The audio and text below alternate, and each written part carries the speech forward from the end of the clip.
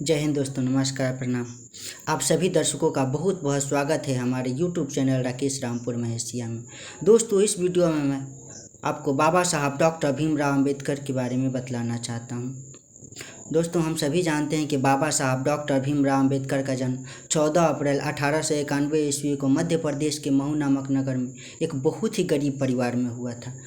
शुरू से ही उनको शिक्षा के प्रति गहरी अभिलाषा थी। वे अपने जीवन को सुंदर और सुखमय बनाने के लिए जी तोड़ खूब मेहनत करते थे। उनके समय में हमारे देश में छुआछूत की बहुत गंभीर प्रथा प्रचलित थी। उसका असर भी उन पे बहुत हद तक पड़ा, लेकिन वे हिम्मत हारने वालों में से नहीं थे। अपने लगन, त्याग, जज्बे के दम पर उच्च शिक्षा ग्रहण किए। बड़ौदा के राजा द्वारा उनके शिक्षा के लिए छात्रवृत्ति भी दी जाती थी। उनके देन से वे विदेश में पढ़ाई लिखाई किए। देश आज़ाद होने के बाद उन्होंने हमारे देश को दुनिया का सबसे बड़ा और सबसे सुंदर संविधान दिया। उन्होंने दलित महादलितों के कल्याण के लिए सरकारी सेवा में आरक्षण दिलाया। उन्होंने नारी को समाज में मान सम्मान के लिए पुरुषों के बराबरी का अधिकार दिलाया। दोस्तों, उनके मुख्यतः 3 सिद्धांत थे: शिक्षित हो, संगठित हो और संघर्ष करो। दोस्तों, हम सभी को मालूम होना चाहिए कि किसी भी देश या समाज के समुचित विकास के लिए इनका होना बहुत हद तक आवश्यक है। उन्होंने दलित महादलितों के बच्चों के सुंदर भविष्य के लिए आवासीय विद्यालय की व्यवस्था कराई, जिसमें पढ़ कर के गरीब बच्चे अपना भविष्य सुंदर बना सकें। दोस्तों, पूरी दुनिया में वे आज भी ज्ञान के प्रतीक के रूप में जाने जाते हैं। उन्होंने अपना पूरा जीवन गरीब, शोषित, लाचार आदमी की सेवा में लगा दिया। दोस्तों, उनका कहना था कि जीवन लंबा होने के बजाय महान होना चाहिए। दोस्तों, बचपन से ही उनमें कठिन परिश्रम करने की आदत थी।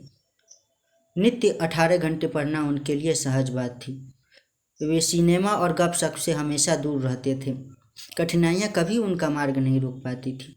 सन 1947 में भारत के स्वतंत्र होने के बाद वे संविधान सभा के सदस्य चुने गए। संविधान का प्रारूप उन्हीं की अध्यक्षता में तैयार हुआ। उन्होंने दलितों को समानता का अधिकार दिलाया।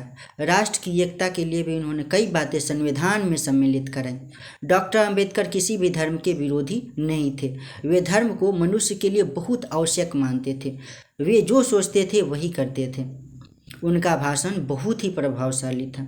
तर्क करने की उनमें अनोखी शक्ति थी। वे जहाँ भी जाते थे जय भीम के नारे गूंज उठते थे। दोस्तों, यदि हम उनके जीवनी से कुछ सीखना चाहें तो बहुत कुछ सीख सकते हैं, क्योंकि इनकी जीवनी बहुत सारी प्रेरणाओं का स्रोत है। आज वे हमारे बीच नहीं हैं, फिर भी इनके द्वारा दिया गया सुंदर उपहार यानी कि संविधान का पूरी दुनिया गुणगान करती है।